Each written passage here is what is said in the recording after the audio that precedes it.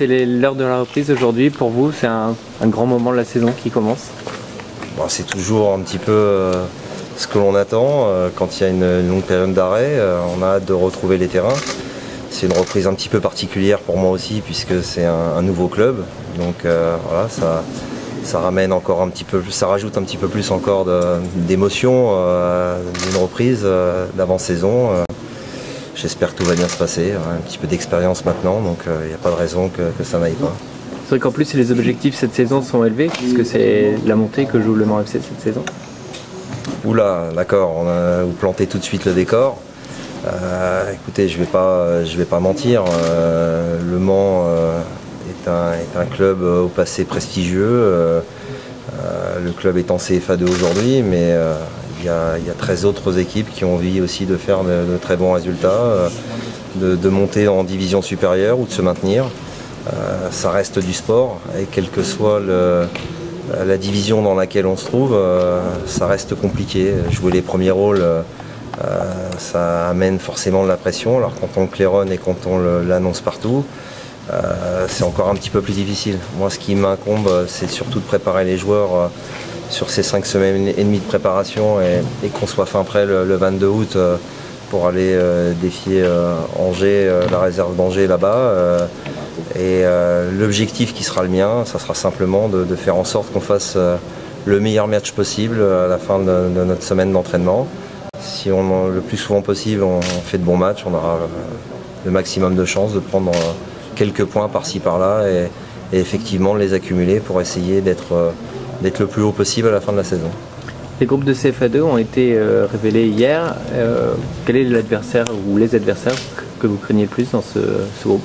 Tous. Voilà, le sport, il y a 11 joueurs contre 11 pour démarrer un match. Les équipes sont préparées, il y a de bons joueurs dans toutes les équipes.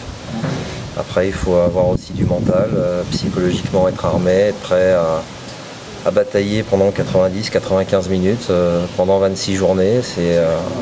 J'adore cette compétition. Voilà, le championnat, c'est la régularité qui prime. Il faut avoir le moins d'absence possible, être rigoureux dans tous les domaines, être efficace défensivement, offensivement. Toutes les équipes méritent le respect le plus total. Quel est le programme là, de la reprise? C'est reprise aujourd'hui. Il y aura 1 à 2 à 3 séances par jour pendant ces 5 semaines et demie, 5 matchs de préparation. Beaucoup de sueur, de transpiration, mais aussi beaucoup de complicité à créer, à nouer. Je suis quelqu'un qui se définit comme un fédérateur d'énergie. Voilà, il y a des joueurs que j'ai rencontrés depuis 3 semaines maintenant, des joueurs qui arrivent, d'autres qui vont encore arriver un petit peu plus tard. Il s'agit de réussir un assemblage le plus rapide possible pour être performant sur le terrain, trouver un petit peu et même beaucoup de complicité dans notre animation défensive, dans notre animation offensive, voilà, pour être attractif, donner envie aux gens de venir au stade, nous encourager et nous pousser à faire les meilleurs résultats possibles. Guillaume Frou a signé hier, il n'est pas là aujourd'hui, il ne sera pas là demain non plus. Il y a d'autres arrivées qui sont programmées. On a décidé avec le président de prendre notre temps. Je souhaite avoir les joueurs que j'ai envie d'avoir, et il était hors de question de se précipiter. On a